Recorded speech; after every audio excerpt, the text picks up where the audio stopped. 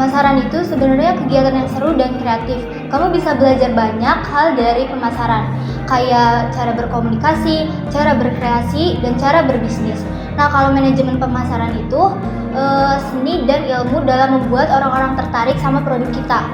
Terus membeli produk kita dan bikin mereka merasa produk kita tuh yang terbaik. Nah, jadi dulu ada startup kecil dengan ide inovasi berhasil menarik perhatian investor besar. Rahasianya apa sih? Mereka berhasil menceritakan kisah yang menginspirasi tentang gimana produk mereka bisa mengubah dunia.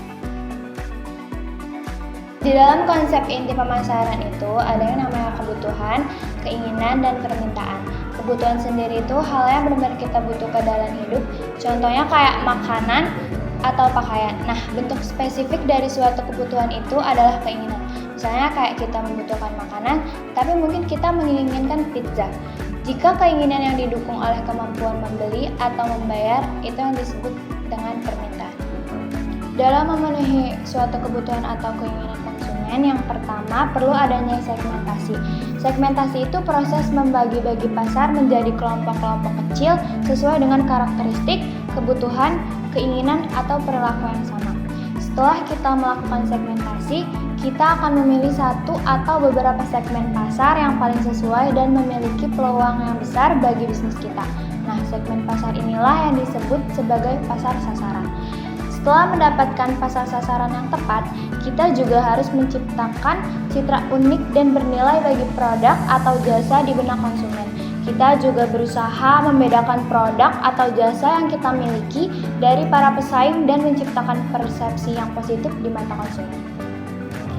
Sedikit cerita berdasarkan pengalaman pribadi aku tentang produk kecantikan.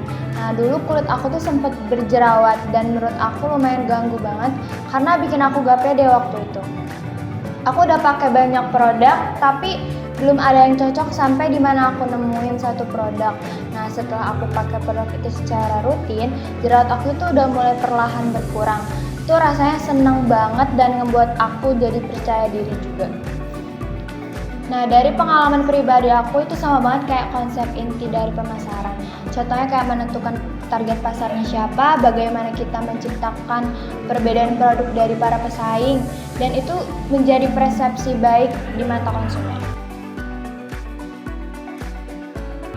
Penawaran bisa dibilang adalah apa yang perusahaan kasih ke pelanggan. Gak cuma produk aja, tapi juga bisa jasa, informasi, atau bahkan pengalaman yang diberikan ke kita sebagai konsumen.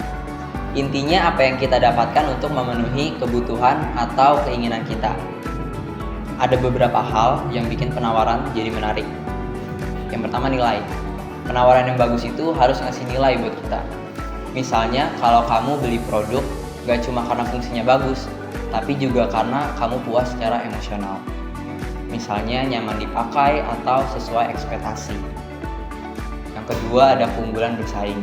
Penawaran juga harus beda dari yang lain.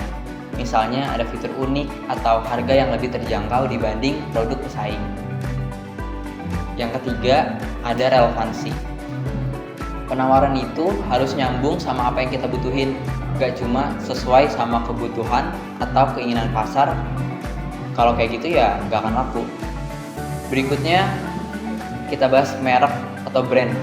Nah, kalau merek ini adalah identitas dari produk atau layanan. Merek bikin kita bisa bedain produk dari satu perusahaan dengan perusahaan yang lain. Bisa lewat nama, logo, atau desainnya. Tapi sebenarnya lebih dari itu.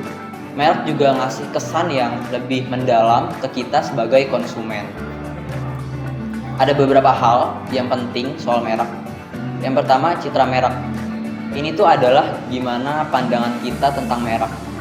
Contohnya ketika kamu dengar nama Nike, mungkin kamu langsung mikir soal produk olahraga yang berkualitas.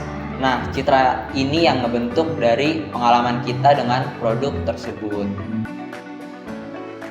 Loyalitas merek.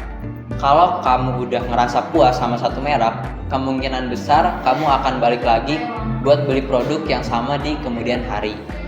Ini yang disebut loyalitas merek. Berikutnya ada asosiasi merek. Ini tuh adalah hal-hal yang kamu pikirin atau rasain waktu dengar nama merek itu. Misalnya kamu bisa mikir keren atau premium waktu dengar merek Apple. Berikutnya ada hubungan penawaran dan merek penawaran. Jadi hubungan penawaran dan merek penawaran yang bagus itu bisa bikin merek jadi semakin kuat. Sebaliknya, merek yang kuat juga bisa bikin penawaran dari perusahaan makin dipercaya sama konsumen. Jadi dua hal ini saling mendukung. Nah, seperti yang sudah dijelaskan teman-teman saya tadi, di sini saya akan memberikan kesimpulan dari materi pemasaran ini. Nah, saya masih sering dengar nih, sekarang masih banyak yang menganggap bahwa jurusan marketing itu nanti bakal jadi sales. Padahal ini kurang tepat karena marketing itu lebih luas daripada sales itu sendiri. Tapi sales itu merupakan bagian dari marketing. Nah, untuk kalian yang udah terlanjur berkuliah di jurusan pemasaran itu jangan takut karena marketing atau pemasaran ini menjadi salah satu jurusan yang paling luas prospek kerjanya. Ada apa aja sih prospek kerja dari jurusan pemasarannya ini? Yang pertama itu ada